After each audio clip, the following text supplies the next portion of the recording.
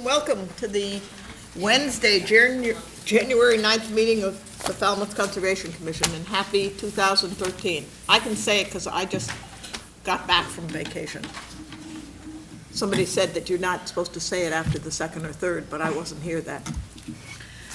Okay, first, discuss and vote conservation restrictions for Teledyne instruments. We're going to put that off for 2 weeks. Yes. Is that correct? All right. Okay, vote minutes of 12/12. And I have them. I have a couple of additions. You didn't do these. John's, who gave the presentation, is Brawley. Isn't that correct, Jen? Yes. Okay, I have that written down here. Hello, Courtney. You said you weren't coming, Carl. Well, I was able to change Oh, okay. with shaking matters. Well, there you go.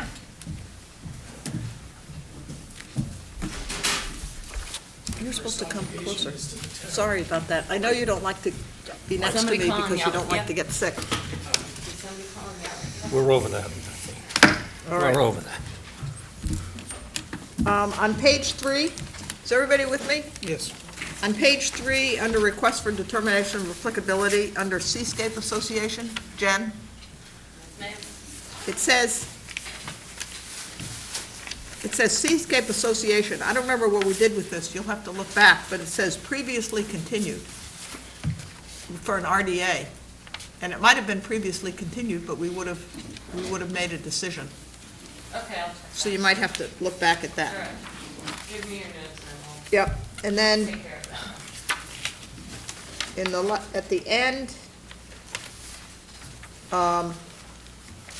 the next to the last page, we had a vote that was 3-1, and it says voted unanimously. Okay. So I say approved by Give me your 3-1. notes and I'll check that Seascape one. I don't remember that. And other than that, Make a motion to accept the minutes as discussed and adjusted.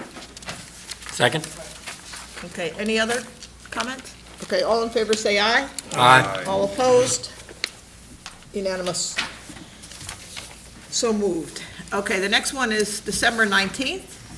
Now, you were here at this for Susan, and I was very surprised to see you have absent Mary Schumacher and Arthur Aldrich. They're permanently absent.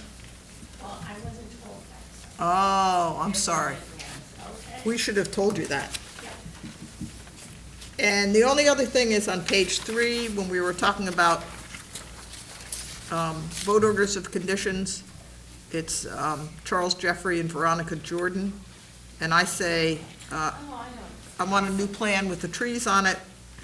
And then I made the comment, when beach nourishment was allowed in the past, the sand went into the, and you put resource area, but specifically, it blocked the Moonicus River. So I have that. I make a motion to accept the minutes as discussed and adjusted. Pass that over to Jen, please. Any other additions? Thank you. Okay, all in favor say aye. Aye. All opposed? Unanimous, so moved. Okay, request for determination of applicability. Town of Falmouth Engineering, care of Peter McConerty, Oyster Pond Road at Trunk River, Falmouth, for permission to remove failed bike path pavement, replace missing base where required, repair shoulders utilizing materials washed into the parking lot to the northwest of the damaged section, and to install new asphalt in the bikeway and to restore to pre-Hurricane Sandy conditions. Yes, Madam Chairman, the staff has reviewed the project. We're recommending a negative 200 state environmental resource area non-compliant. So moved. Second. Any questions? Are there any questions from the audience? Okay, hearing none, there's a motion and a second on the table to accept staff's recommendation of a negative determination. And if any of you are here for RDAs, a negative determination means you can go ahead and do the work that you've discussed. All in favor say aye. Aye. All opposed? Any abstention? Unanimous, so moved. Estates of William and Jane Wyman, care of Mary Lee Wyman, Lot 0, Lot 173B, and 137C Clinton Avenue, for permission to install native plants and monitor for plant health to address orders of conditions issued under DEP 252773. Yes, Madam Chairman, we've reviewed the project. We're recommending a negative 200, the statement bylaw for recess area event is not confirmed. So moved. Second. Ed? Yeah, just a question. I'm wondering why this is even before us, because if they have an order of conditions, and Expired. it expired. Okay, thank you. Any questions from the audience? Any other questions from the board? Okay, all in favor of the motion on the table, which is to accept staff's recommendation of a negative determination, say aye. Aye. All opposed? Any abstention? Unanimous, so moved. Request for a hearing under a notice of intent. All hearings of the Falmouth Conservation Commission are heard simultaneously under the authority of the Massachusetts Wetlands Protection Act and the Falmouth Wetlands Bylaw. Although a single decision is issued, it represents a separate decision under each authority. First one is Mark Thoreau and Patricia O'Brien, 124 Ferry Road. Thank you, Mike. And Lot 179, Ferry Road, East Falmouth, for permission to reconstruct a timber bulkhead by removing roots and vegetation at the base of an eroding coastal bank, replace and add new footprint with vinyl sheet pilings, timber whale beams, and tie rods, add clean coarse fill behind the sheet pilings, install native plantings, and the associated clearing, excavating, grading, and landscaping. Jack? Yes, Madam Chairman, just one quick comment before Ms. Porcelli's presentation. If you've gone to the site, the application is to reconstruct the bulkhead. That bulkhead did exist. There's a set of pictures going down that were taken right after Tropical Storm Sandy. And there's additional photos in your file with an email to the property owner of the property, allowing them to remove the debris so that it didn't cause any additional damage to that bank or the resource area. So if the board went out to the site and didn't see an existing bulkhead, that's because we did have it removed right after the storm. And those pictures are. Who could that have been who asked you that question? Thank you. Good evening, Mike. Good evening, Madam Chairman, members of the commission. For the record, my name is Michael Porcelli from Falmouth Engineering, and I represent the applicant, Mark Thoreau and Patty O'Brien. They are both in the audience tonight. They're the property owners. Thank you. And they retained our firm to assist them in designing and permitting a replacement for this destroyed timber bulkhead. I see that you're looking at the post-storm photos. I have a photo to submit for the record. There actually, there might be another one in that set that's pre-storm at the, might be the very much set. It did exist. And the chapter 91 license is also in your file. Okay, Yes, good. thank you. The Chapter 91 license is on record at the Registry of Deeds. So we're here tonight to ask your permission to allow the applicant to build a bulkhead to replace the one that was destroyed. Bring it back. It'll be similar in that it'll be effectively in the general same location, but it'll actually be slightly further away from the water and actually above mean-high water slightly, and at the base of the coastal bank. Because it was destroyed, the toe of the bank and portions of the bank have slumped, some of the vegetation collapsed. If you look in the notice of intent, there's two photos within the actual application. In addition to what you're looking at, they show close-ups of some of the slumping that occurred after the wall was destroyed. So the applicant hopes to replace that destroyed timber bulkhead with a new bulkhead that's, instead of being made out of timber, is made out of vinyl material. You've seen previous applications by my office and other engineers in town. It's a newer material. It's a more durable, more long-lasting, non-rotting, if you will, material. It still has some timber elements. For instance, the whale beams are still timber. And the cap or the top of it to dress it up will still be timber, but the material itself is driven into the ground as a vinyl material. material, and it's like steel sheet piling, but it's made out of vinyl. And the way it's installed is the sheets themselves are vibrated into the ground using a vibratory hammer that's attached to an excavator arm. And the actual work will occur from the top of the bank reaching over versus going down onto the beach. If you've been to the site, you realize that this is wide open with the exception of a couple of trees. So there's easy access to reach all of the areas. So the excavator would work from the top of the bank. There'd be workmen on the beach to direct the excavator and do some of the handling. In addition to the vibratory sheets that are installed, there's also galvanized steel tie rods or tie backs that are actually driven into the bank by another piece of equipment that again attaches to the excavator. It's sort of a unique, interesting technology. They're called helical tie rods, and there's an actual different type of equipment that attaches to the excavator, and they call it a torquing arm.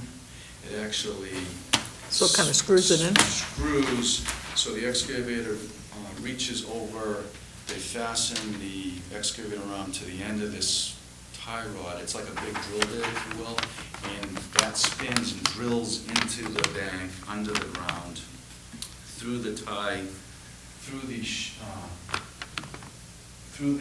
surface of the coastal bank, and then they make a connection with a threaded rod and whale beams right at the vinyl sheeting itself to tighten that up. It just ties it in place. And that rod that's in the ground acts to prevent the wall from leaning forward or collapsing forward, because the wall itself, the material itself isn't strong enough to resist the forces that would cause it to bend or fall forward, so the tie rods basically hold it back. And they're installed, and they're shown on the plan, approximately 9 feet on center along that wall by design. So that's the basic installation process. Everything, all heavy equipment and materials is delivered to the site from the upland, and the excavator reaches over, and there is some handwork at the toe of the bank. Now, once the wall has been installed, because you have a slope with a vertical new wall, there's a wedge or a void behind the wall that would have to be filled with soil so that it could then be planted and stabilized. So you have the coastal bank, the wall, and then you infill that one small area that probably averages 2 to 4 feet behind the wall. If you look at the typical section, you can see what we're proposing to do just behind the wall.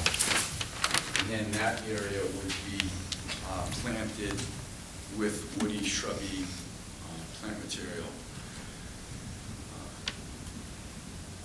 When this storm hit, it was surprising to me when I got the call, because I'm thinking to myself, just as in Hoyt Bay, how bad could it possibly be? I mean, you're in a protected area.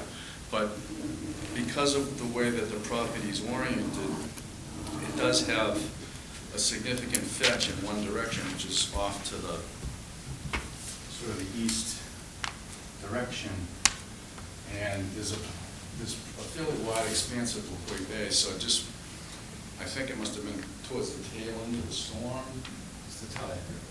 And the tide working together just lapped at the bottom and destroyed that wall, and then it started to attack the coastal bank. So this is an effort to prevent further collapse of the bank, stabilize the vegetation on the bank so that it doesn't continue to slump, save the trees that are at the top of the bank, which would fall in or down if the bank continued to erode, and also to basically protect the waterfront of the property.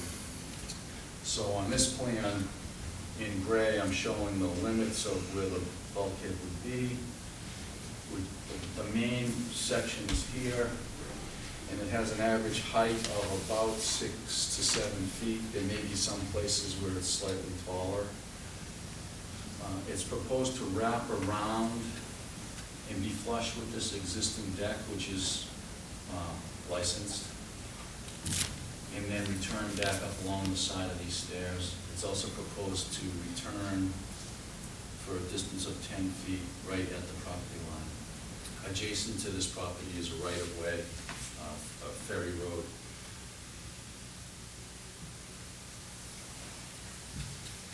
I think that basically describes the project.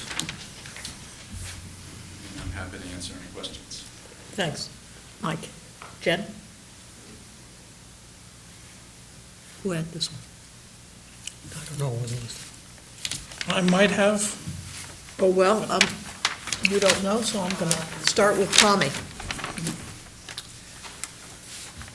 It looks pretty straightforward to me. I know that a project that we just approved or closed at least used these same helical coils. It's coming further away from the water. How much taller is it getting than Well, the existing? current one, I think maybe about, well, the previous one may have been about 4 feet tall. Closer to 5.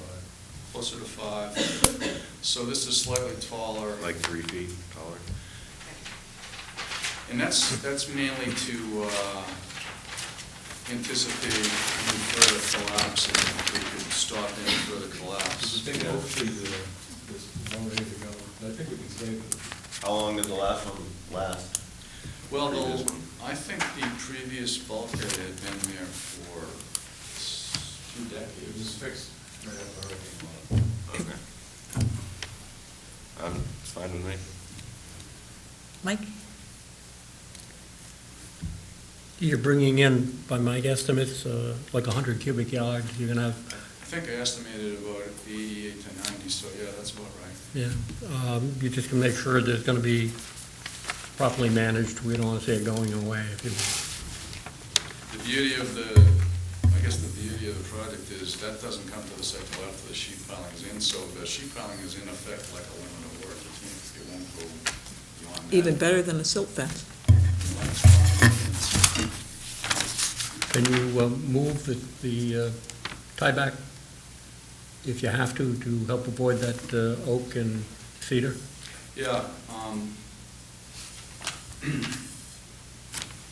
the contractor and I have talked about this a lot, and he's certainly very aware of these trees, and there is some flexibility. In fact, we've actually specified the tie rods to be a little closer together in and around the trees, because the actual mass and weight of the trees could actually put some Right. stresses on the wall.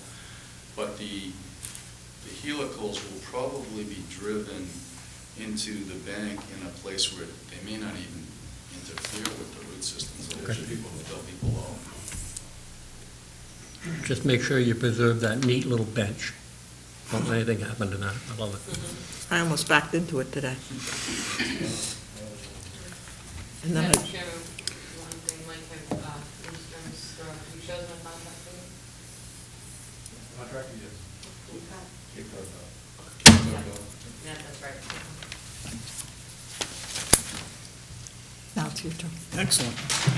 This technology is being more accepted and used in a lot of different ways. What you had before was typical of what had been approved for a bulkhead in that time period.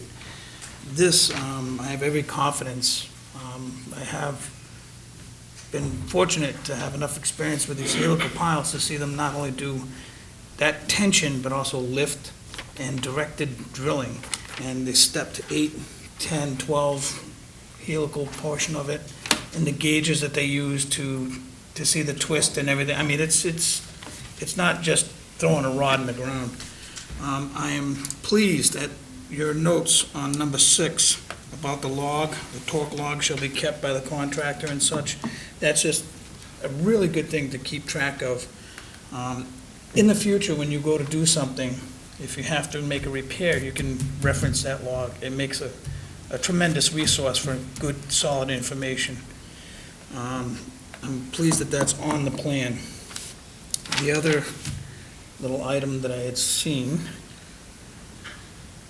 which evades me, but I do also believe that the angle, that 15 degree, you're gonna go, by the time you get to where the root mass is, you're gonna be either below or that. Very confident you do have adjustment along the whale to make that without it being this is, I really want to save that tree, so we're going to do everything we can. I have every confidence that that will happen. That's all. Ed. That was in the typical section, that was in that 12 section right there. Yep. That's at 15 Thank you. Ed? Yeah, I would only comment that it might not be apparent from the photographs, but in some places, the bank at the moment is almost vertical because of a lot of erosion at the base. So something clearly needs to be done, or there would be a very negative impact on the property from an environmental standpoint. So this is a very positive step. Court? Mike, what's the design life of this vinyl sheet piling? The literature that I've read is 50 years or more. 50 years. Yeah. And what's the expected life of these the galvanized bolts? I don't believe the literature was very as specific about that, so I can't really say, but I would estimate that they would be close to the same, or not much younger than that, maybe in the 35 to 40 year range. Yeah, I think that the only thing, I think it's a good project, and it's more in the nature of a suggestion. I'm just concerned that galvanized stuff right on the water doesn't hold up very well. And I don't know, I'm sure it obviously adds to the cost to go to stainless steel, but I'm thinking that's something that should be considered. Stainless steel. Sir? Sir, you I did look into some stainless steel. Could you you have to tell us, who you are too. So Mark, they're a property owner. Could you just repeat that? My name is Mark Thero, the property owner. No, and then repeat what you said, your answer to his question. I did look into stainless steel parts. They have to be made. They don't carry this. It's so expensive. It would just be double the cost of the product. Oh, There's another way to attack this. Trust me, I know, but, okay. I have no other questions. Anything that's exposed to air, I'm going to be treating with a urethane coating over the galvanized. That's where the problem lies, with the air. Yeah, right, air and moisture. So before it's backfilled, everything's going to be painted with urethane. I could add one more thing to that. If you noticed through the life of the wall, some sort of obvious, what would probably be like a creeping failure, like maybe there'd be a belly somewhere in the wall because maybe a tie rod did fail. At least the beauty of this is if you You can put pay another one in, attention, right? you can drill another one in. You can you can fix an individual area relatively quickly. Okay. I have a couple of questions and then a comment. One is, how thick is the sheet piling? A little bit 3/8 Pardon me? Close to between 3/8 and a half inch. Okay. And is the Ferry Road, is that a town right-of-way? It is. Okay, so, and what, it doesn't bother me, but the one thing that's gonna happen, and partly, it happened when you had the previous wall, is that Ferry Road is gonna be left totally exposed between between your wall and the riprap Well, just to the north of it. You can come up. yeah, if you look at, I don't know how to tell you about that area, but there's a little grass area with beach grass that protects that ferry road Yeah, piece from the northeast wind. That's the problem, the northeast wind. yeah, So really didn't get any damage right there. yeah. Well, I mean, you can never tell exactly in a storm, exactly what the angle of attack's gonna be. But it doesn't bother me, but I just noticed that it's gonna have one piece of basically unarmored shore there. There's about 30 feet, and then there's a stone. Right, The next property. right, Yeah, right. right. But it's a very shallow slope as it is. It's not like it's a, Yeah, the piece that got mostly damaged where the oak tree was, that is where if you stand out there in the storm, which I did, the waves come around the other dock that's there in that grassy area. yeah, It's pretty unusual, it comes right in there. yeah. But That's deflected not- right around and then into Right. into that section. Exactly. Yeah, The area where Ferry Road is, that wooden bulkhead is here, was sort of protected. It was, it's protected It was from in the- view of that right. beach grass. yeah. But the other comment that I want to make, it's not directly applicable to what we're doing, but I did just get back from England, and the friends I stayed with were talking about another friend who lives along the River Tyne, and they have steel sheeting in the river, but over the past 20, 30 years, they've been cleaning up the river so that the bacterial flora has changed, and in fact, what was steel piling that they thought would last for 50 years is being completely chewed up, and they're gonna have to completely replace it. So, asking about this sheeting, I think it's relatively new, and, hopefully it'll last for 50 years. I mean, you're putting a lot of effort into doing it, but I think a lot of these products, we don't know. You change the environment, and something might happen. This stuff's been around for at least 30 years. Yeah, And they have some new UV coatings that are really good. That's the key, is to protect them. from the UV, right, They've really got that down pretty good, I think. yeah, And this particular material that we're using is a 650, it's the trade name, short dry 650. It's twice as thick as I needed it to be. yeah, yeah. So you're building in a margin of error. Yes, I Yeah. couldn't use the 450.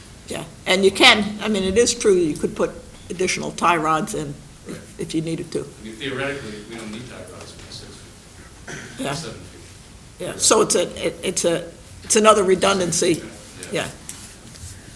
Good. Any other questions? Any questions from the audience? I'll move to close the hearing, take it under advisement. Again, All right, final chance, final words. Did you get that? You choose.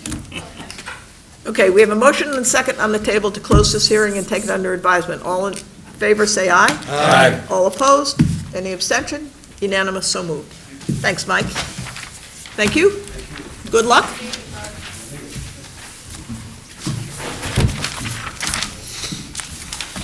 Christopher and Betsy Crowley, Pine Bank Road, North Falmouth, for permission to construct a three-bedroom, single-family house on piers, attached deck with stairs, landing with stairs, install a gravel or shell driveway, utilities, temporary irrigation system, Title V pressure dose system, relocate an existing gas line and replant with native trees and shrubs and the associated clearing, excavating, grading, and landscaping. Hello, thank you.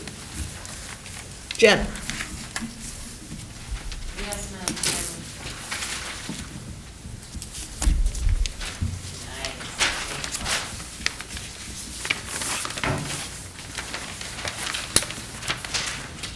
Yes, you have questions, or No. Or we Right should now, I don't allow- I don't have any comment until after. we should allow Barbara to explain this? This is a property we know well, Barbara. Barbara, would you give them a copy of the file? That is your copy. I'll give you more copies. I don't know how many you want. I'm gonna get you another one with a wet stamp.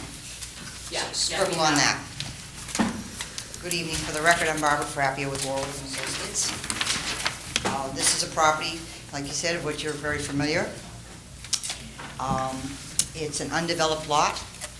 It consists of approximately 37,000 square feet. And the most significant feature, at least for me, of this lot is that well over half of this property is vegetated with a scrub oak and pine woodland area, which is intact, pretty much intact.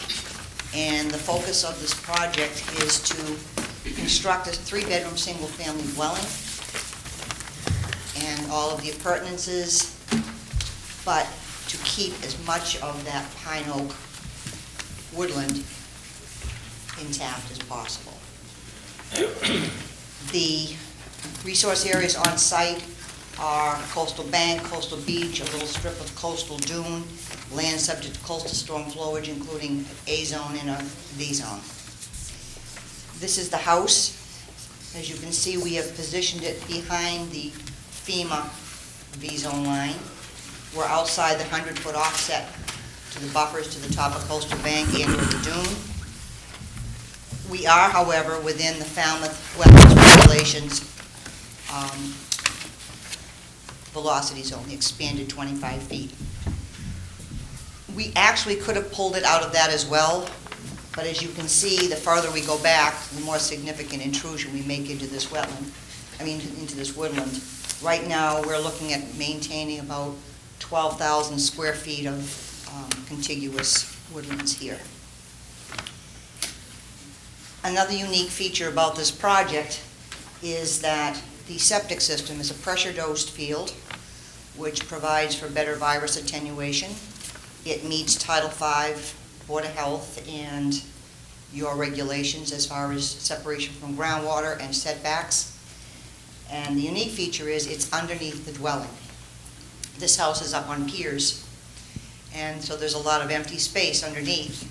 So we had several options as to where to put the septic system: in front of the house in the buffer zone, close to the wetland, clear out more woods to accommodate it, or fit it in between the piers.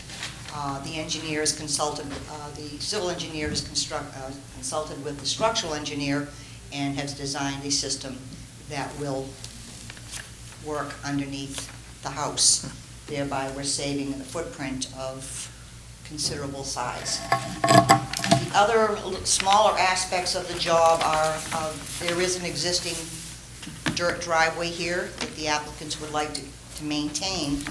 All we're going to do is maybe just trim some branches that are hanging in there. The primary driveway will be new. It will be here. It will be gravel. There's no lawn proposed. The area will be left totally natural. In the course of building the house and the driveway, we're going to lose between 9 and 12 trees of 6-inch caliber or better. See, scrub pine and scrub oak, pitch pine and scrub oak. We are proposing 12 additional trees to replace them. Some of those trees are in this area here, which had previously had some clearing when the gas line for the adjacent house had been installed across here. So we're going to fill that area in. We are going to abandon that gas line so that we can plant up this area with the trees. We're putting more trees down in here to fill in this void. And down front, within the 50-foot buffer to the top of Coastal Bank, some shrubs. We have more trees over here and shrubs. So we're trying to flesh out and make up for the trees that are coming out and add to some of the woodlands that are down within the buffer zone. At the request of Jennifer, we have placed a limit of work here.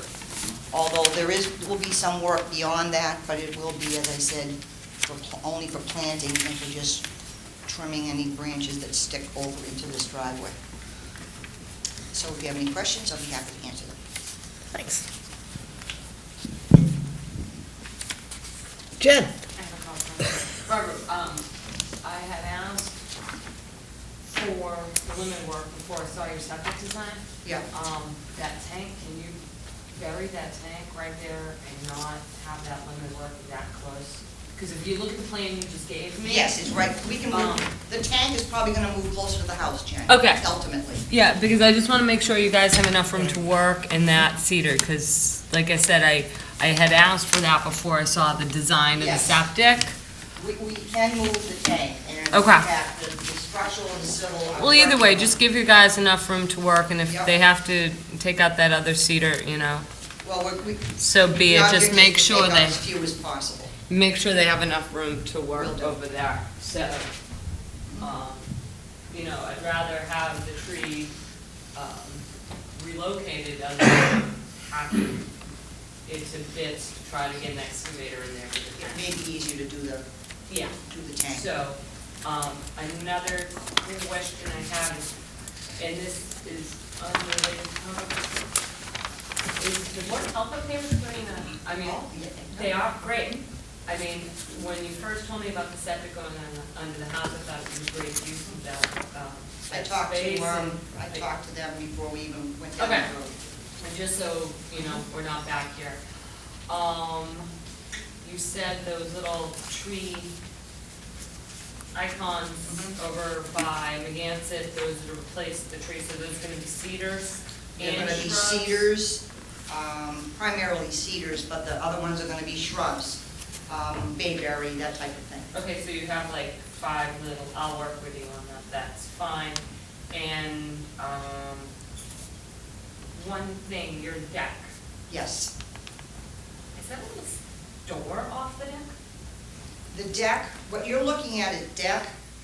You see the little thing? I that did, looks but like that's a not, door? you're looking at the deck, it's not deck, it's, I colored this so you could see what was deck and what wasn't. Want me to bring this to you, or do you wanna come see No, it? come on, Dad.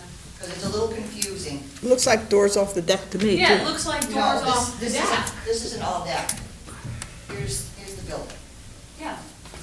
And this is what I'm talking about. That's Oh, what the no, doors off no, the no, deck. that's, the bushes. See the tree line? That's just the, That's the bush line over there? see how, see how it's So going? what are those two ones right there? Okay. A cat operated All by right. man. Okay. Yeah, I'm that's. just like, there's a Oh, doorway. oh. Oh, that would be This is doorway in bush. space. On an 18, This is bush. you know. Yeah. Yeah, And a 11 deck foot at drop. elevation 18 that just has no stairs? No, that's just the little swirls for the Okay. edge of the woods. Okay, it looked kind of odd to me. And I know I spoke It to does. you about this the other day when you're in the Space field. underneath. Obviously, it's a very What it small looks bank. Yeah, but there's no It is a space, bank, I mean, it it's is empty. rapidly eroding, Yep. and your clients are aware of the provision in the bylaw and the Wetlands Protection Act that there will be something in the order of conditions that says there's no armor of that bank. That is correct. Soft, hard, sheet piling, nothing Yep. of that bank in the future, so. if Not the even whole snow property fence. starts to erode back, no snow fence. No snow fence? If the property starts to erode back, that's a risk the property owners take to build By that the time that structure there. happens, I'll be 6 feet under. Okay. And your grandchildren. And that's it, so, I mean, it was kind of, I know when I was first approached about this, there was a lot of angst on the part about that grove of cedars and that little forested area, and you can tuck that house right in there and be nicely shielded from that road, and And it is a used little area. it is definitely. Oh, and, just one thing, were those stairs, the removable stairs, the seesaw They were stairs? gone the following morning. Thank you. And the definition of seasonal was explained, I think Yes, know. yes. Okay, excellent. Okay, so there'll be a special condition about the bank and a special condition about those plantings, and I'll work with you as a property owner about where to put those. We're pretty flexible on that. Yeah, just kind of tuck them up where the grove is right now. Yep. It would help that area a lot. Okay, excellent, thank you. Thank you. Courtney? So, the elevation around the house is 7. You're gonna elevate the first floor to 18, Yep. which means that subtracting a foot or so for the structure, you've got clear about 10 feet between the ground and the, and I don't see anything in your narrative about things like breakaway panels or any of that. You're intending to There's leave it all nothing open? proposed at this point. Huh? There's nothing proposed other than there is a park under garage in the architecturals. If they enclose that, that would have to be breakaway panels, that's code. But, Right. But I There is mean, parking underneath the structure in the yes, architecturals? yes.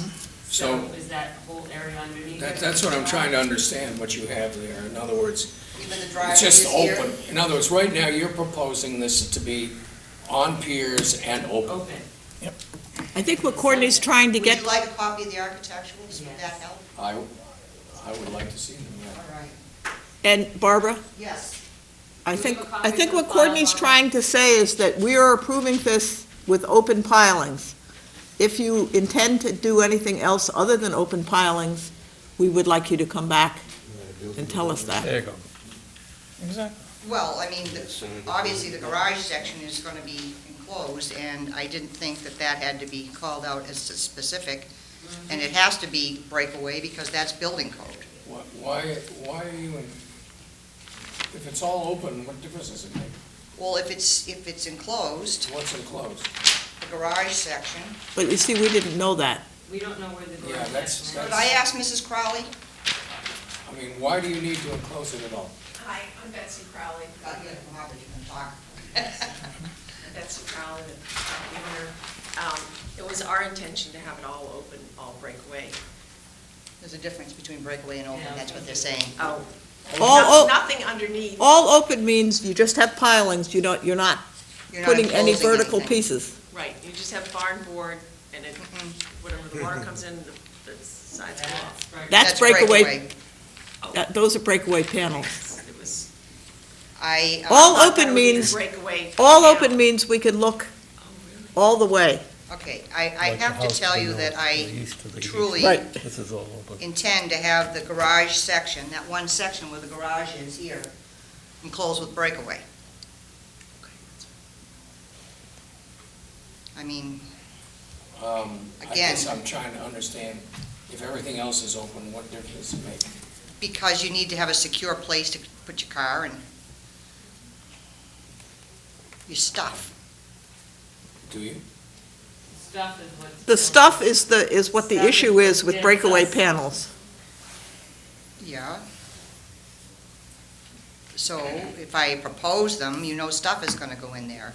So do you not want it that way?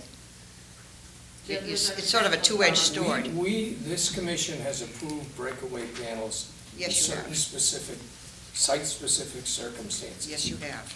But the general attitude of the commission is that it would prefer not to have them, simply because in a storm, they become flotsam and jetsam.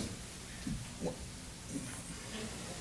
you have those architectural I files? do, but it doesn't I'm trying really, to figure out where on earth the garage section is. Is it's really easy. Straight in from the garage, it, no, straight I in. got that. Is it that area in here or Right here. all this? And then the stairs going up here, no, just this. This way, yeah. Okay, got it. All right. Line of garage door. That's what those boxes are. Well, I think what we should do is, this is what the proposal is, that where the garage is would be protected with breakaway panels. And then, that's the information. We can either allow it or not. Right. Right. I have no other questions. That was an interesting question, though. Could I also add one thing about enclosing the garage area? The other aspect about it that's sort of good is there's a security to it as well, because for most people, the access, I mean, yes, there's a set of outside stairs off the deck. When people access the house, they come up those stairs that are underneath the building. And those stairs generally dump into the breakaway paneled area where the car goes. So I just would ask you to consider the security aspect of it, although that's not one of the interests of the act, but I throw it out there anyways. Thank you. I have another question regarding the breakaway panel Sure. cover. Is the Board of Health, when they approved the septic underneath the house, Mhm. were they aware that you were going to partially enclose that? The septic system's not going to be enclosed. So it's gonna be under the first floor deck, so that's all gonna be okay. That's right. Okay. You know, when I'm looking at this ground floor plan, it appears that there's almost a double row of panels. There's some stairs in the middle, and then it looks like there's two areas that are enclosed underneath here. In other words, the entire structure is enclosed. Well, And that's then there's not the another intent. enclosed area where the garage is. If you would like to have architecturals that are specific to that, that are more clear to you, we have not gone to... And then, I guess my other question is, and you're gonna locate your septic system under that? Yes. And the town knew that this was gonna be enclosed? That subject never came up. The Bar- septic Well, system is now not it is. enclosed. The septic system is not enclosed, Courtney. The Barbara? septic system is under pilings, Barbara. open. Barbara, you know what would be helpful? What? If you were to provide us Yeah. outline of the house, but on the ground, and show where pilings are on the ground and where you expect walls to go down to the ground. And I You see think what I'm if, saying? If your septic is gonna be under there, Yes. I think we need to get a ruling from the Board of Health. I didn't have to go to the board. I just went to the agent. Well, I mean, typically, you don't put septic systems under houses. No, you Now, I don't. understand that this house is elevated, That's correct. but you have it all enclosed. No, I don't. It's what it shows on the plan. Then I'm telling you that the only thing that's I'm going to be looking, enclosed. Barbara, I'm looking at these understand. I will plans get you- that you submitted, and there's a wall all the way around the perimeter. I will And get there's you another wall revised that architecturals. separates one area from what you call the garage. I will get you a revised set of architecturals. I have no other questions. That explains why there's a door. I think I want to see architecturals. I want to see a septic plan showing its precise location, and I want a letter You from have the that. Board of Health saying that they approve the location with the fact that the breakaway panels are intended to be installed. But the breakaway panels aren't, I will get you that, because the breakaway panels If are there not are going no to be near the breakaway septic. panels, it's a different story. Gotcha. Once you put the breakaway panels in, now we're dealing with a separate issue. But you understand, So, there are no that's panels what I around want. the septic. Am I not making Yeah. myself clear? No, we are. understand, but we would like I the got you. documentation Thank you. given to us so it's in the record, so that somebody else doesn't go along and do something different. Gotcha. Ed, You can put those in for right now. okay, I want to look at it for a Yeah. minute. Ed?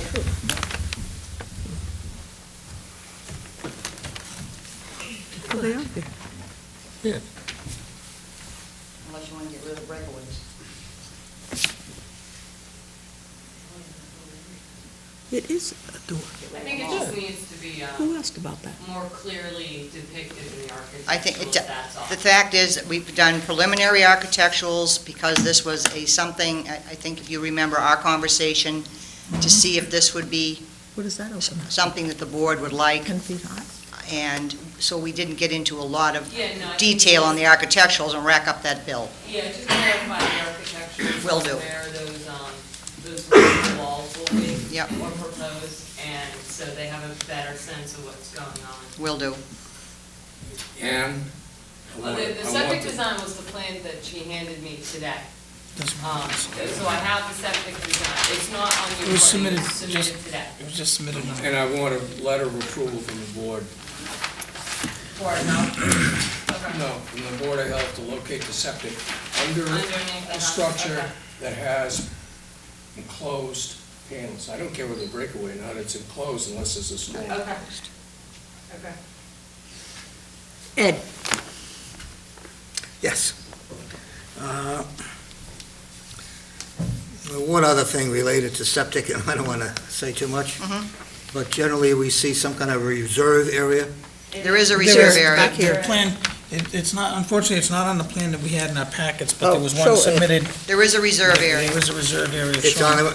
okay, it's taken care of, thank you. Yep. The other comment I would make is, I want to pick up on a statement that Mr. Byrd made here, and he spoke about the general, I think he called it, what is the general position of this board on breakaway panels. And I won't try and repeat or paraphrase what you said, but I do want to say that about 3 or 4 weeks ago, I expressed what some might consider a radical new idea regarding this whole breakaway panel issue. And the opinion I expressed then, and the opinion I continue to hold, is that this is properly a building department issue. It isn't really something I believe the Conservation Commission should be getting involved in. And I say that because all of the discussion about breakaway panels and what's breakaway, what is not, how you build them, and whether you have breakaway panels that don't break away, which is a concept presented to us shortly, some time ago. It all suggests to me that all of these issues related to how you construct a building ought to be left to the people who have that expertise. I say that acknowledging that some members of the current board happen to have some experience in building, but that's not always necessarily the case as the composition of this board changes. But I really think it's something properly left to the building department, and the building department, I think, is very competent in handling these issues and has a firm grasp of the FEMA requirements on this thing that I don't think anyone should expect any member of a Conservation Commission to also have that kind of expertise. So I just say that on the whole issue, we really shouldn't be talking about breaking away panels. Leave it to the people who have the expertise. So I'm repeating myself, but okay, I'm finished. Thank you. Hi. Hi. This was a real simple project in my eyes. I had one question further down on the road. There's an access closer to the beach area, the one with the cable. Which is going away? I'm not asking that. I'm just,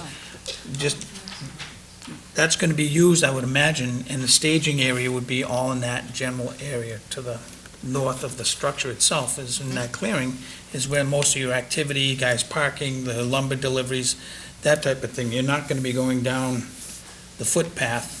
No. Right? So, makes form follows function. That's a good thing. I understand the limit of the work. I didn't have it on this plan, but I did see it on the one that you had submitted. I was going to make the comment about how fortunate we are that the newer technologies to do better installation of not just a home, but of the septic systems. Being a novice in septic design, my experiences with the Title V shift and all that, this is creative to have it underneath. I truly appreciate the forced main, it is a pressure dosing, as it were. Creativity is a solution to many of the things that are just in front of us. And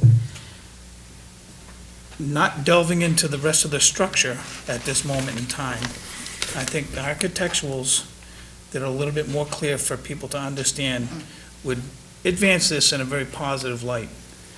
And I'm leaving that at that. Thank you. I have something to follow on that, but I'll save it. Tommy? Just a comment that I would, on the whole breakaway panel situation again, that I agree with Mr. Schmidt in saying that should be left up to the building department and. All of these are the building department. They can't build it unless the building department comes up to code. Regulations state that you can build a structure in a velocity zone on open. On open pilings. So you guys have That's to what the address it. regulations say, on open pilings. Well, it's in an A Well, zone. then I guess they can't build it. If they're breakaway panels, the building code, the building department isn't going to allow it unless they meet the building And- code. And, That's all I had to say on this. well, I'm not going to debate it. Yeah, I'm not asking you to. no, thank you. There's the stairway down to the beach. Which is a whole It's other gone issue away. if it's in the A zone. Gone away for good? Or- Yeah, it was a seasonal set of steps. And the Crowleys were told that it was designed seasonally so they could could remove it. They were not told that they had to remove it. It has been removed, now that they know that it must be removed seasonally. It was Can we, removed. since we're coming back with another set of plans anyway, can we just show that location so that in the future we understand they're there? Well, they're gone now. Yeah, Are but they gone for good, You or have they're a- gonna you come have back a- seasonal? They're gonna come back, but permitted you have a plan as- on record that shows where they're as supposed to be. seasonal. They were This- permitted as seasonal. Yes, but I didn't handle that, so Yeah. but No, you do have a that's fine. plan on Just- record. just Show the location on the plan that these are seasonal, and well, then, we're here. So all I can put on is approximate location of seasonal Beautiful. steps. Okay, I think that's all Mike said. yes, I will, Mike. There you go. You're welcome. Would you mind coming up here for a minute? If I must. Thank you. It's not the door off the deck. It is the door off the deck. It is the You see door this off door? That's not on the deck, it's underneath. No, but see this? No, no, no, no. This is the bottom floor, right? It Yes, says that's breakaway enough. panel? Look at that door, 8-foot wide You're door. right. Courtney's talking about breakaway panels All right, well, all that's around, going on. everywhere. Nothing. Yeah. I have newer architectural somewhere, and I don't. Well, that's we're not what, doing that's that. why Courtney, Yep, no. that's why Courtney these are the asked, ones that that's, show that all gone. that, those squiggles were not You're right. vegetation. They It were, doesn't- It did They were look a like door. it. it It did. was a door. It was a door. We all, Double door then. we all said, oh, yes, yes, it does look like the vegetation. Well, we all said, why is there a door? And then she said it's vegetation, and we said, oh, I see. Actually, she said it was a CAD operator Yeah. on Mac. Well, these are, you can write on here NG. this is the new stuff. They're no good. Well, you can take them, because you're gonna give us. I'm gonna give you new ones. This is what I was confused about. Yeah, Yes, Yeah. that was a door. at the ground level. That was a door at the ground level through, with breakaway panels. Right, that's what I was trying to, that's what I was trying to say. Well, we'll get clearer architectural, We'll get clearer architecture. And I, and if that area is gonna be enclosed, a letter from the board. Yes. Barbara. Yes. I think you would like a continuance. I wouldn't, but I don't have any choice, so I'd like to ask for a continuance to the 23rd? So earliest can you meeting get I it to can me- get. Can you get it to me by next week? I can. Clarifying all documents by next week, and you can be on the 23rd. Okay. Does that work for you? Well, yeah. Okay. Gee, I see the other engineers here are eager to come up. On behalf of the applicant, I'm asking for a continuance to the 23rd of January. Second, whatever. Okay, we have a motion and a second? Courtney? I don't want to dwell on the breakaway panels, but I would agree with my colleagues who suggested that, at least as far as the design and construction of these things, that is a building department issue. For us, the question is, if they're designed and built, are they properly attached so that in fact. Right, and what are the don't implications? Yeah, so they don't go away, that becomes our issue. And as Jen pointed out, our regulations provide that in a velocity zone, there be no panels. Right. So when we rule on these things, if we're going to allow them, we have to make a finding, site-specific finding, that says that in this situation, that's an allowable. Yes. Because it's not velocity zone where these breakaway So panels we- you're we proposing. just They're in need an to be A zone, clear on right. that, that's all. Right. And they are allowed in the A zone. Yes. Thank you. Awesome. Don't you want to hear the result of the vote? Yes, I was just gonna say. I knew there was a vote, Must. but there might be comments from the There might be audience. Comments, all right, sorry. No comments. Okay, there's a motion and a second on the table for a continuance to January 23rd. Yep. All in favor, say aye. Aye. All opposed? Any abstention? Unanimous, so moved. Thank you. Thank you. Thank you. Sorry for the shortcoming on the architect. Well, that's all right. We'd love to see you, Barbara. You haven't been coming very often, so we'll get a chance to see you again, I hope. Bye. Okay, who's next on the docket for us? It's Jeff. James and Nancy Wyatt, 23 Charles River Road, East Falmouth, for permission to construct a 97-foot dock that includes a 4-foot by 82-foot fixed walkway, 3-foot by 12-foot ramp, 6-foot by 16.5-foot floating dock, 6 10-inch pilings, 2 12-inch float pilings, pier handrail, 3-inch by 8-inch yokes, 3-inch by 10-inch stringers, to remove a 10-inch pine, and the associated clearing, excavating, and landscaping. Jen? Yes, Madam Chairman, just one thing, Jeff, next time you have your dock project, make sure you add the harbor master's letter in. Yeah, I got an email from him today. yeah, I went down, I didn't see it in the file, and I said, geez, he hasn't commented, and it was Well, it due needs to, to be part of your application, so next time just make sure you include it in the application, okay? Thank you. Good evening, Jeff. Thanks. You have a cold? unfortunately, I just handed you that. Whoa, he won't touch it. Don't touch that envelope. I'll touch it. Yeah, a little under the weather. So, yeah, good evening. Jeff Ryther with BSS. I'm representing James Wyatt, who's in the back row tonight. The Wyatts purchased this house about a year ago. Has it been a year?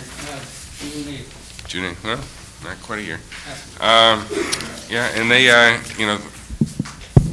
they're boaters, and they wanted to update the dock. There's an existing dock here. Now, this house is at, is it 23? 23 Charles River Road. These are the existing docks I have in sort of this light beige color. And by the way, just to go over the resource areas, we have land under a salt pond, salt marsh, and we have coastal bank here. Okay. I just mentioned the Wyatts have been using this little stubby end of a dock. This used to be more of a seasonal end with parts of it collapsed in the water that are in the mud. That'll be taken away. I think James did clear that up some this year. But just has been using this 10, 20-foot section here and really would like to have a typical dock for the area. This area is it's a boating end of the river. It's got a marina across the way. There's directly across is the town ramp.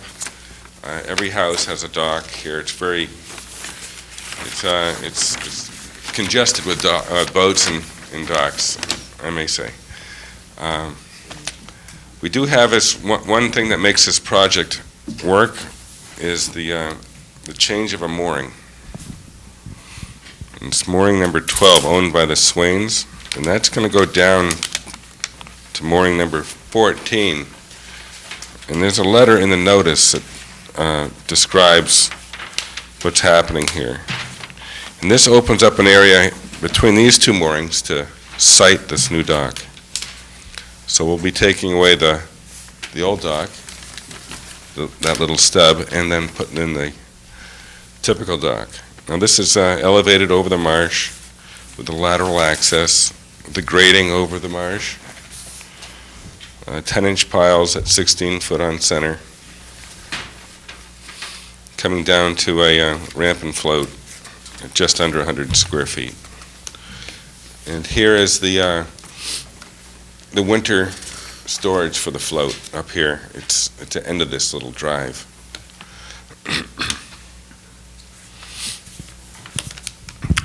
There's lots of soundings on this. We wanted to site this a little bit to the north, but it ended up being moved down, but we still have plenty of soundings here.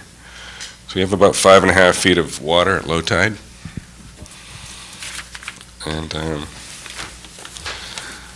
I'll go to the shellfish study. If you read the notice, you'd see that we only found 3 quahogs out of all those samples. And so the 4, threshold... I think you found 4. 4?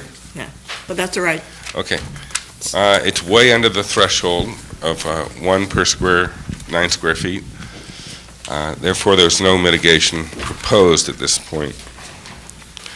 The dock is 69 feet from the back edge of the salt marsh. Your regulations allow up to 100. But with this distance, we have 5.5 feet, plenty of water, and there'll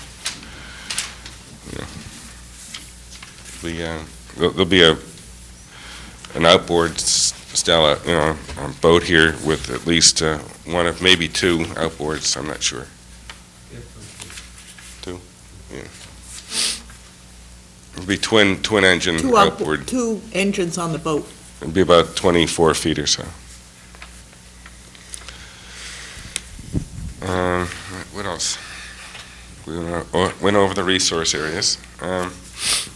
There's some notes here on construction. I think you've seen them before, my plans, and some details on this hoop roller pile holder, typical cross-section of the dock,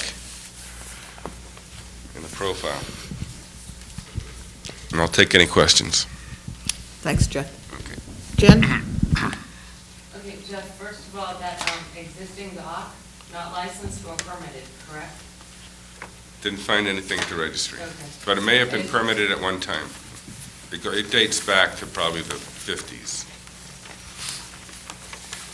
But I didn't find anything on record. If it dates back to the 50s, it would still have a Chapter 91 license. The Chapter 91 license was early 1900s, so, I mean, it should have a license. If it's not licensed, in our eyes, not legal. When you move that, and you remove that structure, are you gonna be closing off that little walkway and shell slate little area that goes down to that existing non-permitted dock? You're talking about the walkway from the house right here? Yep. I think that certainly the, Because you have a the- nice this- little landing going out to that dock where you have the little slates and it's either Keystone or sand, I forget, it was sand up to the road. And you have Keystone down there, are you gonna be removing that? Yeah, we don't, I mean, it'll be leading to nowhere.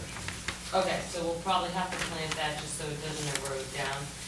Okay. Yeah, that'd be a good idea. That'll You're be- talking about the flagstone slates? Okay. Because it's Yeah, not just flagstones, that's there's it. like pea stone in between there. Yeah. It's all nicely done now.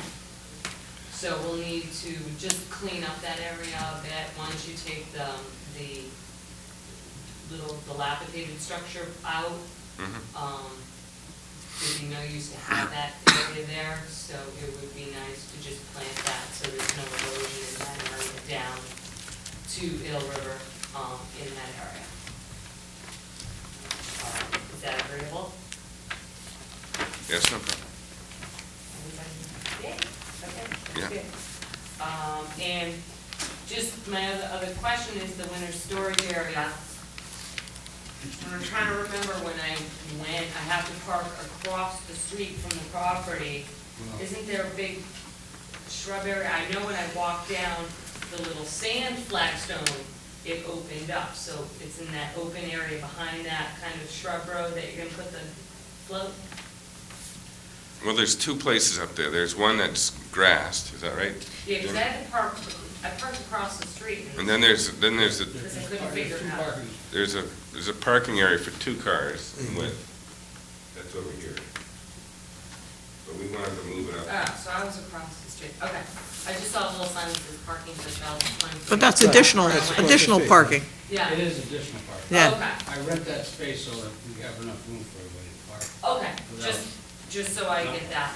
And when you put your floating dock portion up there, just make sure somebody brings it in and brings it around and you're not dragging it up the bank or anything like that. Other than that, you do have plenty of water, you have your separation for your float, so the floating dock works in this case, Jeff. Very good. Yes. And like I said, I'm just concerned with the area where that existing structure is and to make sure we close up that gap on that's it. If we could make a condition Yep. I for can make that, that would be ideal. Yeah. Okay. We'll probably have that removed and replanted prior to the new dock going in. Okay. Well, that. Yeah, I see, well, that's that probably one's not fine. licensed, so I can't. Well, we won't have a that license. Close to shore. Yeah, we won't have a license by summer, I don't think. So we'll probably like to use the old one for this The summer. old one is not licensed or permitted, Jeff. Or even usable. I know. Well, we tie a dinghy to it. That's about it. But be careful where you walk. I don't find it funny. I'm not laughing, it's just, it's been there for a long time, and I we're understand that. trying to correct it all. It has been there a long time. It was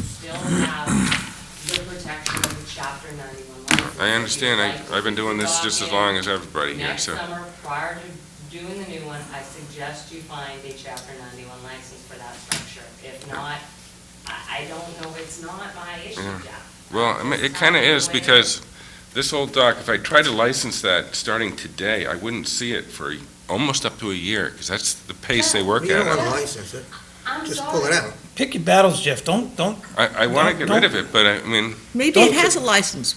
Call. well, Jim, are we okay without a dock? Yeah, I don't use that dock. All right, okay, fine. I mean, we sit on it, I don't bring my boat up there, maybe at high tide. then I think that Okay, that we has can been do, we can resolved. certainly take care of that by summer, yeah. That's-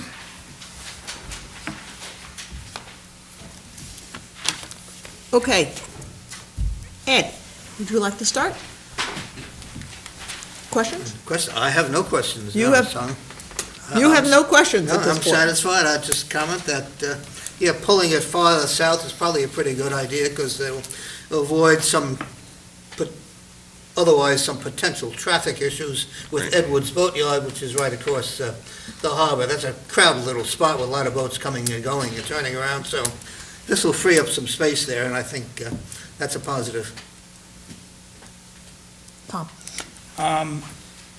On your cross-section, I see the electric and the water, and that would be a seasonal water, Certainly, yeah. all right? And then up here, I don't see where it's coming from the house. You know, if you could just give me an idea of, Well, it would be probably the path of least resistance, go up the lawn right to the house. okay, It's open lawn there, yeah. yeah, right, and just wanted to see it somewhere, like just a little thing saying electric, water, seasonal water type of thing. In your narrative, in the other, it says, with a bubbler, de-icer, or stored in the upland. So you're gonna have the option of leaving the float? Well, I or- think that a lot of people have been leaving the floats in these days, using bubblers, but Okay. some don't feel comfortable with that. So you want to have that option? Okay, that's what you want. That's fine. That's an option, That's that's fine. good. That's there? That's an option? If the That's- float remains, Yeah. the published system beyond that. Correct, that will be a condition. And we cleared up the non-licensed dock thing, so that's off the table now. So I have no other questions. Okay. Mike? I'm good. Tommy? Yeah, Jen, was it a favorable email from the harbor master as far as? Oh, yes, sorry about switching that, to- yes, and he agreed with moving the mooring, 12 down to 14, and he's gonna actually send me a formalized letter tomorrow. I didn't print his email, and put it in the file, but he's also gonna send me a formalized letter tomorrow, so. Hopefully he sees you on that, if not, I'll Yeah. shoot it over to you. I asked him for one for tomorrow, so. Yeah, I apologize, I came down to look at the file for that particular letter, thinking that he sent it to your office and We not, usually log it in there so the board just knows the Yeah. harbor master's comfortable, so just, So, next yeah. time, just make sure I did get it from him, so. Jeff? yes, ma'am? I would like to know what you're offering us for the one pine tree that you're removing. How about one, Probably at least a tree. okay? How about in that little area where the little flagstone patio, it's like the little flagstone keystone steps. Little open area right there, we can pop one right in there along the bank and plant shrubs in that area and close it up. That work best? Probably an excellent idea. I think we should, I think Well, I want to do whatever to keep everybody happy. you'd like to keep us happy. Yeah, I mean, Jen, you can, when Yeah. we get to that point, just wanted you to know, didn't want you to be surprised. Mike knows that I'm after trees today. And Jeff thinks that's an excellent idea. Can we do, that, I think that tree was planted, I'm not sure, but nonetheless, The whole area's overgrown. It's sort of, Yeah, it is. Sort of- It hasn't been maintained. But it's a lovely spot. You're very Oh, it's a lucky to lovely have that. spot, yes. Yeah. But it needs some maintenance. Yeah. But Okay. if maintenance to you means whacking away a lot of Maintenance it, means I'm here. Okay, Yeah, I'll detail out a special condition on placing that little area and then pop in another tree and to replace the pine that's being removed. And you Okay. can do that without hurting that 16-inch oak over there too. Yeah, Okay, to do that, certainly. okay. Excellent. this is much better. This would be much I think better. we have some shorter piles up the end of the dock, don't we? Correct. Yeah, Yes. So we're just gonna be, we're okay. doing them by hand up there. Good. Everybody have enough information? I'll move to close the hearing and take it under advisement. Second. Another question? No questions. Any questions from the audience? No questions from the audience. Okay, we have a motion and a second on the table to close this hearing and take it under advisement. All in favor, say aye. Aye. All opposed? Any abstention? Unanimous, so moved. Thank you, Jeff. Okay, thank you very much. Feel better. Yeah, me too. I know where you are right It's a now. tough one. I was there last week. How long have you been sick? 4 days. 4 days. I got sick Get this on What, New Year's 2 weeks Day. ago? Yeah, that's what we had. 2 to 3 weeks. Yeah, tell me. Okay. Waking up from pneumonia at the end of 10 days. Oh, I know. Jeez. I started getting sick of your new one again, too. But I think I'm fine. John and Margaret Forbes, 281 Edgewater Drive West, East Falmouth, for permission to demolish the existing house and construct a new 3-bedroom house with attached deck and stairs, stairway, and basement landing, front entry with steps to install AC units, dry wells, utilities, driveway, new Title V sewage disposal system, native mitigation plantings, and the associated clearing, excavating, grading, and landscaping. Jen? Yes, Madam Chairman, I do not have any questions till after Mr. Bursella's presentation. Hello again, Mike.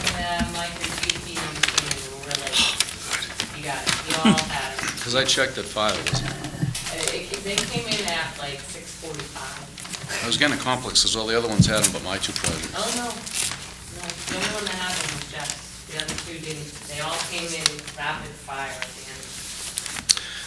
For the record, my name is Mike Borselli, Falmouth Engineering, and I represent the applicant, John and Peg Forbes. They're relatively new owners of this property, and this property is at 281 Edgewater Drive West. It is a developed lot. It has a single-family dwelling. It's very similar to the surrounding properties, and it's very similar to the general neighborhood. And there's hopes that it'll continue to trend the way the neighborhood is, and that it's being redeveloped with a new house. The current house is in a pretty serious state of disrepair. It's substandard with regard to building code, insulation, heating system, etc. It was a summer home, and it'd be rebuilt if it's approved to today's building code standards for all the new rules. The lot has 9,200 square feet of area. It has frontage on Eel Pond, which is considered land under the ocean and land under a salt pond.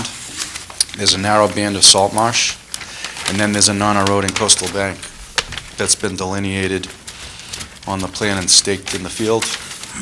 There's also a recreational dock, which includes a set of stairs down the bank, a pier, ramp, and a series of floats. And before I go further with the actual project presentation, I wanted to do a little bookkeeping.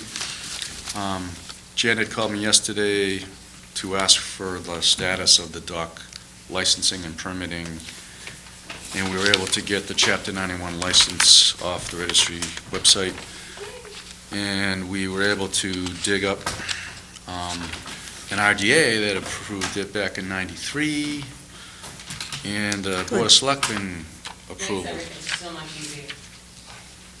That's for sure. I'll take that, Mike, because it's gonna look as good, Because I might go back out there and just make sure that what's out there now, since those are new floats, comply with the license. I did compare I compared what that license allowed to what's built, and it's the same. It is, okay, great, thanks. Thank you, another good background. It's the same except for one thing. The original floats were rotted out and damaged to the point that they were replaced. And I'm sure if anyone went to the site today, you may have noticed that there was some debris,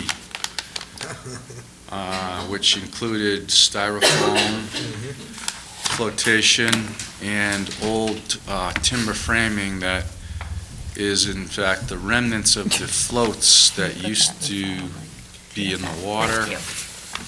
Evidently, the property owner bought new pre-manufactured floats and delivered them and replaced the old rotted floats, but never, well, you might think I'm going to say never got permits, but I was going to say he never took away the old debris, because I think he really felt that it wasn't really a construction activity if he just brought new floats in and set them in place. What he didn't do is what he should have probably got some relief in the form of an RDA or something, but he didn't. The debris is scheduled to be removed before noontime tomorrow. Thank you. Awesome. I called the owner when I happened to be on the site, or I wouldn't have known about this till I came here tonight, so I'm glad I was on site today. This is the first thing Mike pointed out to me. Mike was there when I got there, and he We're said, gonna have all before our you cars say used anything, that let me way. show you this. I told her it was like if you get in an accident with your father's car, you don't park the car and hope he doesn't see it. You come right out and tell your father. So I came out and told Betsy that, because I knew when she walked around the corner she was going to see it. So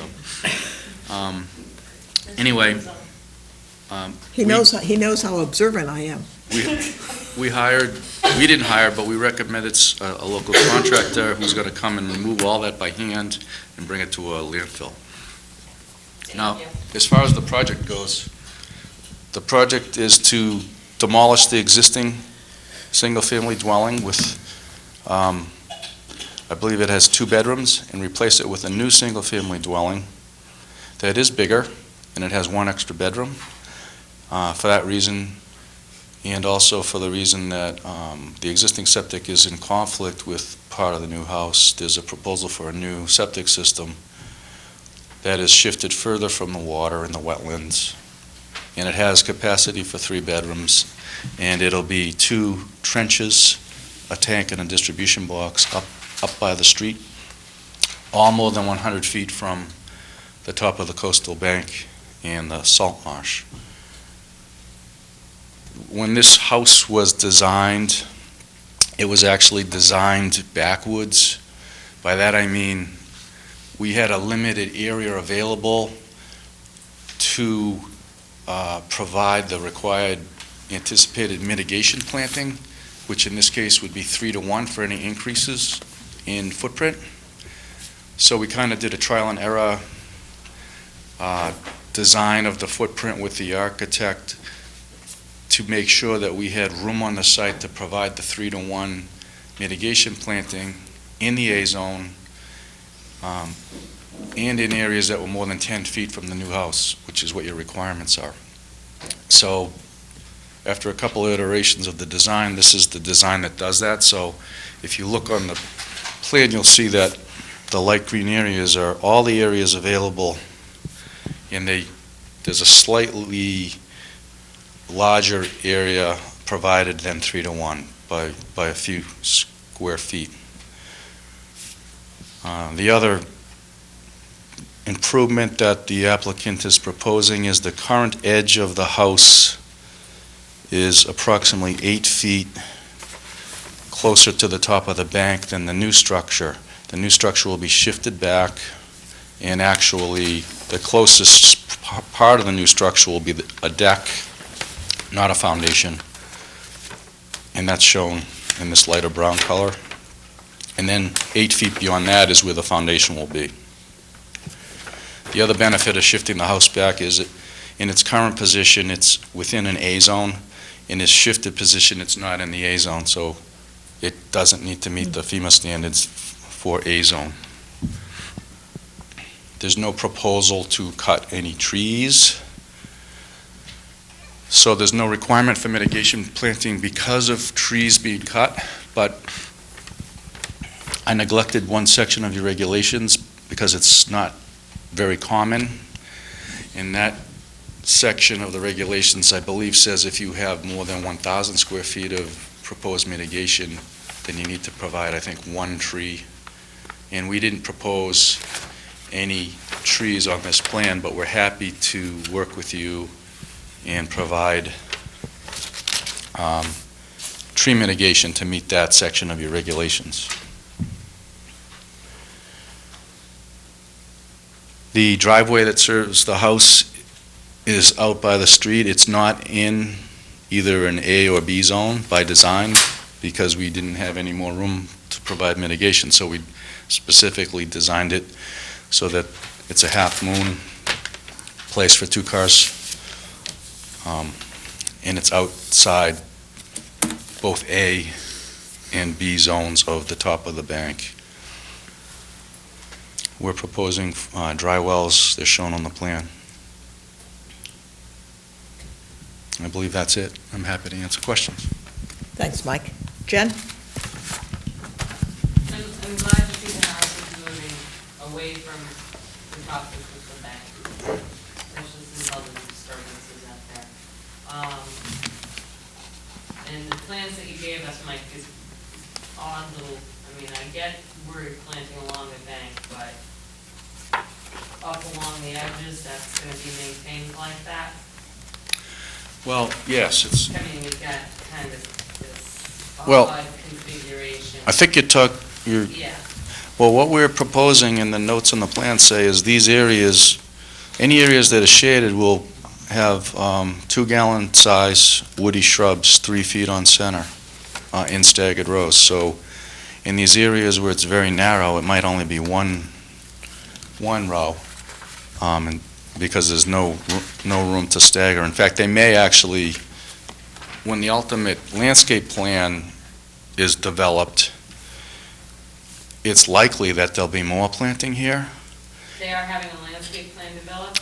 I'm not sure, but I'm going to suggest that they have a design of the landscape. I'm thinking that's a good idea, just because of the odd configuration you have, because, the regulations do say that all the plantings should be closest to the resource area. I know the board has been a little bit lenient, in that regulation in the town, but,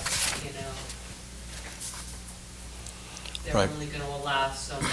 So I'll put some plant specifications in, and Okay. I'll also put the special condition in that if they do have a landscape plan developed, that we need prior approval Yes. for its implementation. That makes sense. Okay? This was, I would also suggest for these areas, if you have areas along here, some sort of a demarcation, Yeah, either a split rail fence or, stone monuments, so it's clear how far, where the lawn is versus, yeah. the purpose of showing this was to illustrate what was required and that we met the mitigation. I would suspect that in real life, they'll do more. So You need the square footage requirement if you look at the regulations, how it says, closest to the resource area. So Right. an argument could be made that this little skinny area on the top is just difficult to maintain, but we'll special condition it, and, like I said, if they do have a formalized landscape plan developed, we're gonna want to have approval over that prior to its implementation, and we'll give that precaution with bounds of this book. that's not really as skinny as it looks because it's adding to vegetation that's already there. I understand that, but we just need to make sure that. That it's demarcated and it's maintained as that square footage of, See, I think it'll be Vegetation. more, in reality, there'll Right. be more, but we Yeah. don't get credit for that. But you can always, your regs say you can plant less than 10 feet, but it's considered improvement. You can't, Yes. Right. it's not mitigation credit. okay, One other quick question, sorry. Next one. you may, and then it's Mike's turn. You and I talked about going to zoning No, there's a zoning requirement that says structures are supposed to be 50 feet off of, in this case, the 3-foot contour. It's similar to a property line setback, but it's on the water. And on this pond, it's the 3-foot contour.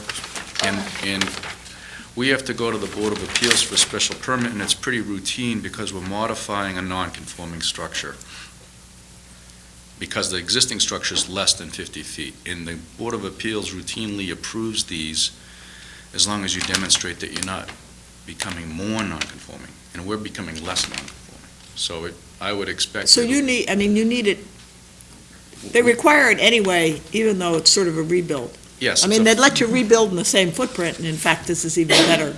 Yes, exactly. When I had asked you if you needed to go to zoning, it's because when I got there, the other house seemed to be right there, that I wasn't sure if you were tripping a lot coverage No, issue. And then I realized in your notes that you were less than the 20%. yes. So then I looked and I thought maybe that 11 foot. No, because it's that 10 north foot, boundary. it's 10 foot minimum Okay. from that, but it's because the 50 foot from the 3-foot. I was just curious. Thank you. I thought it was. That's an interesting zoning. I didn't realize zoning had that. Oh, yeah, you probably see it a lot and don't realize it. Many plans that you see, we're also going to the Have to Board of do that, Appeals. yeah. Because we look at plans. Okay, Mike? Your, I guess it's the south end of your leaching field, is it? You got about a 7-foot cut, and you're about 7 feet away from that oak. Be careful.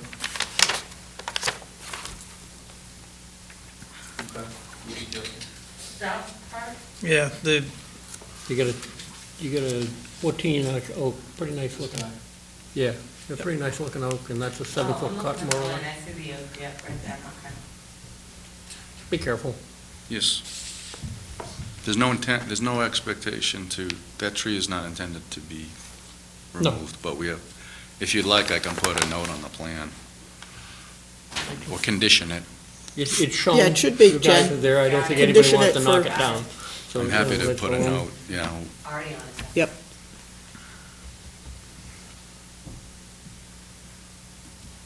Anything else?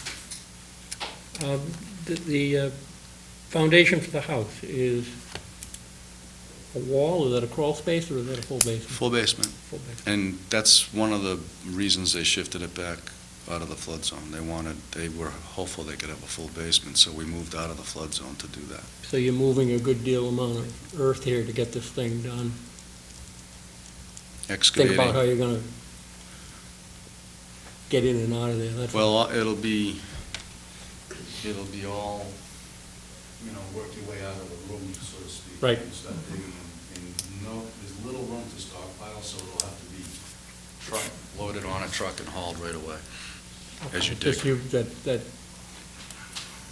I think it's all sand, so I don't think I'm too worried about erosion, but I think Betsy will attest to it being all sand. It was all sand, even though I okay. I think we trucked it Even though I in. suggested that it was trucked in.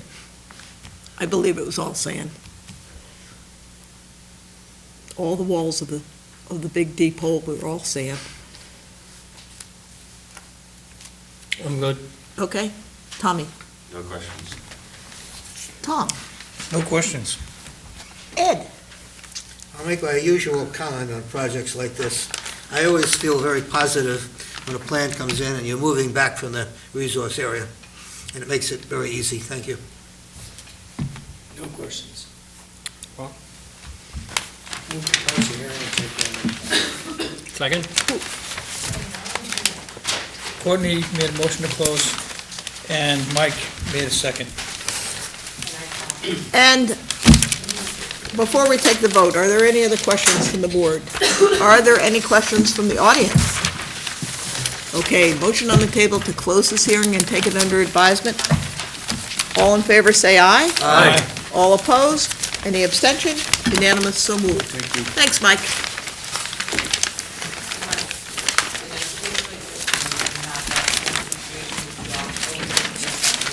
Okay.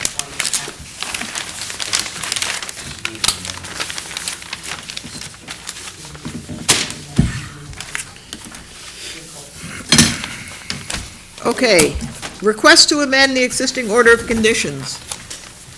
Mark Balt, 212 Associates Road, West Falmouth. Request to amend the existing order of conditions, DEP number 253738, to reduce the house footprint, reconfigure the septic system components and driveway, install a generator and underground propane tanks, reorient the pool, spa, pool terrace, pool fence, incorporate landscape revisions in the associated clearing, excavating, grading, and landscaping. Jen? Madam Oh. Chair, I'm going to recuse.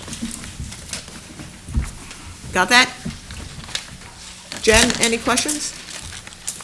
None until after this, the draft. I'm in trouble. 7 days response. Uh-oh. Mike, Happy New Year. Happy New Year.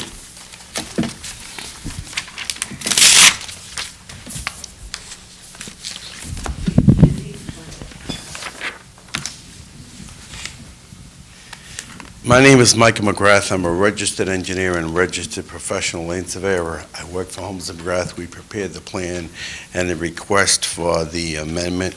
Accompanying me tonight is Chris Horiuchi.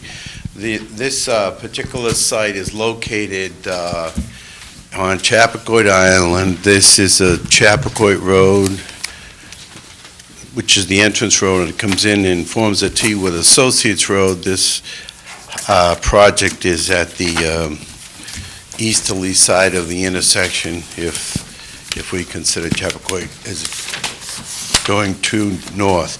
You've issued an order of conditions, which is valid until August 20th, 2018. We are proposing several minor revisions that require an amendment.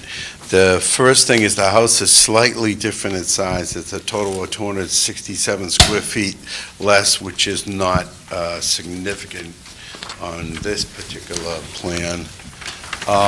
The second thing we're doing is we're showing some new utilities. There's an underground propane tank proposed about here. There's a second underground propane tank constructed here. There's proposed to be a generator located here. The second thing that we are doing is that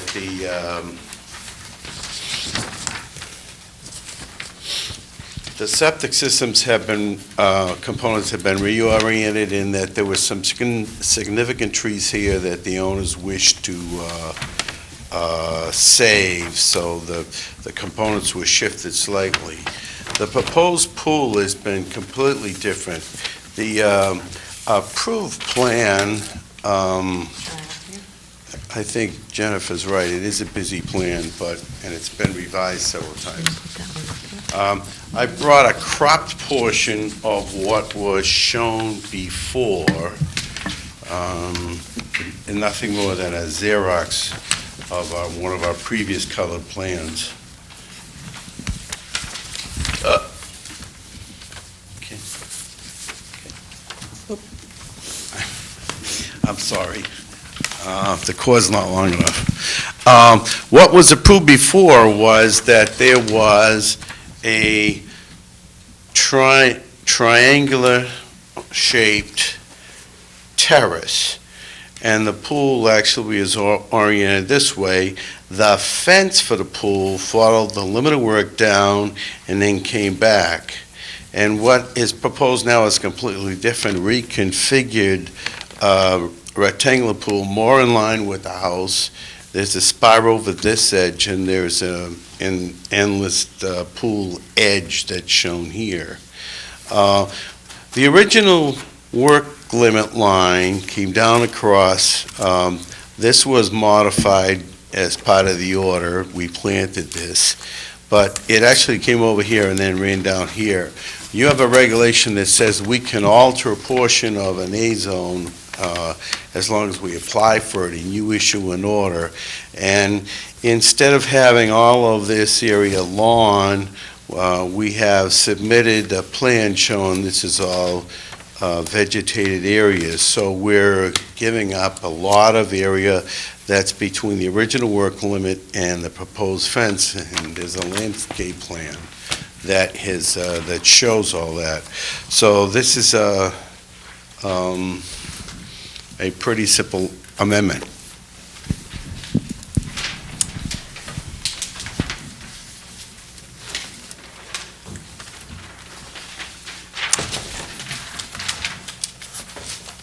Chris Horiuchi Celine Landscape Architects. So what I wanted to just focus on here is the landscape work for mitigation. Again, this has already been approved by you. The relocated pool and deck is here. So all of this area, which was, for the most part, I think it was lawn area in the original plan, we're proposing to revegetate entirely with native shrubs, beech plum, bayberry, clethra, and native trees as well. So that's what the focus of this landscape plan is for. Thanks, Chris. Jen, any questions?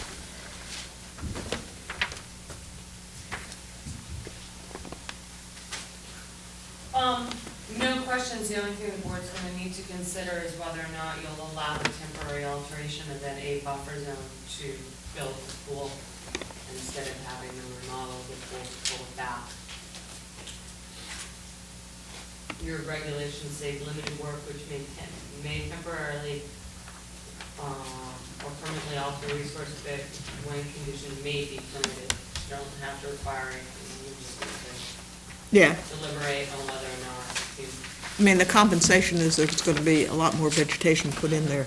So in fact, it'll be an improvement. okay. So you just need to weigh that. I mean, I'm just throwing that out. Thank you. We understand your position.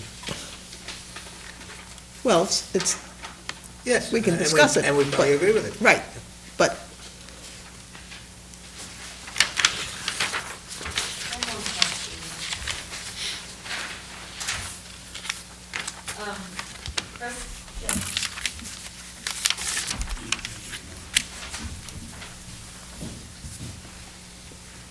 You're gonna plant over that leaching structure for the pool?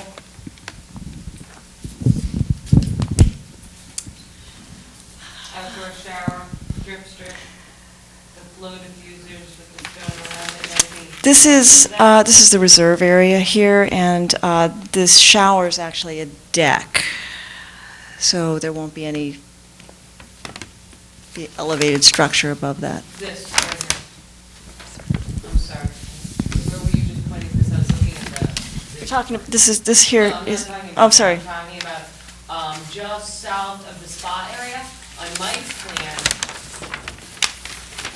shows the leaching area. Ah, This yes. plan you showed Ah, all yes. plants. Okay, we will not plant any major material over that. It will all be shallow-rooted native plant material.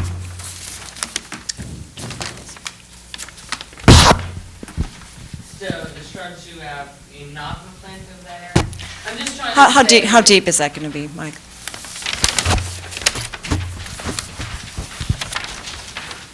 I'm just trying to, please tell me. I'm not, Making a thing that they're compensated for moving into the buffer by giving more planting, I just want to make sure that that really comes to happen. I'll have to open up my plans. Well, we don't want you to work too hard. I hardly ever work I too. know. Just, if it can be done, Chris, if there are plant materials that can be put there, that's great. I just wanted to clarify that. I'm not worried about the plans that she has specified. All right, that was just the question. Her plan shows all plans, your plan shows a big structure there, so. It's only occasionally used to drain the pool, so it's not really going to be significantly. I just had a rock filter I dug up, and the roots of certain plants had invaded, and none of these plants were the plants that invaded the filter. It was amazing. It was a locust tree and Rosa rugosa. Okay. I just wanted to make sure that, that area was able to be planted over that, and that the two plants matched, that's all. Yeah, Chris, you might want to just modify your plan for that area to make sure it's very shallow rooted, something that won't be aggressive and go after the water. Excellent, that's it. Courtney, any questions? I have no questions. Ed, any questions? Well, I'm just sitting here trying to wonder about the location of the underground propane tank. And I'm trying to figure out if I have a problem with it or not. I don't know. Make Mike open up his plan again. It clearly shows Oh, yeah, clearly. over here and over here. Well, I'm looking at the top right there. Yes. Right. On the coastal bank. Yes. On a man-made. We already went through that coastal bank area. Huh? You guys already made a determination on the coastal bank area. That is not significant? Yeah. Okay, no problem, thank you. Mike? No question. Tommy? I'll move to close the hearing and take it out of advisement. I'll second. Okay. Any other questions? Any questions from the audience?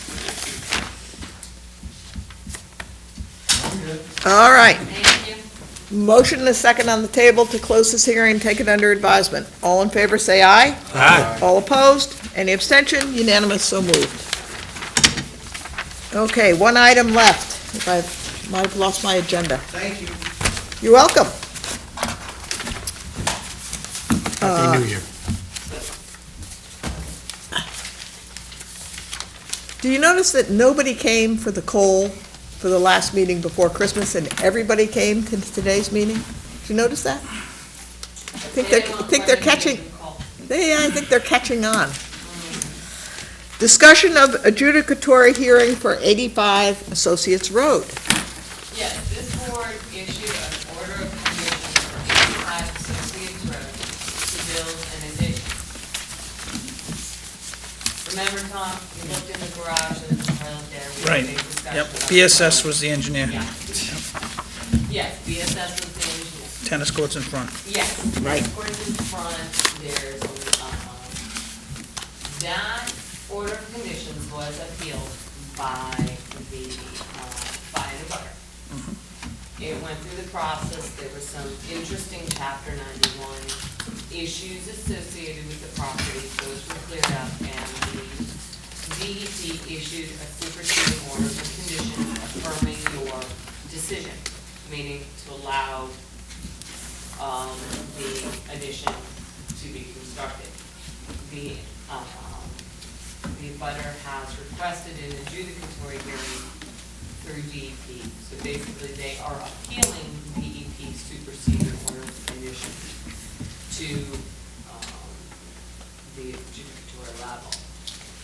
DEP would like to know whether or not this commission would like to be an active party in that appeal. Usually, when you issue an order of conditions, it's a positive order, you kind of take a backseat to DEP's role. Because there is a bylaw appeal, obviously going forward at the same time, or that has been stated, issued and resolved.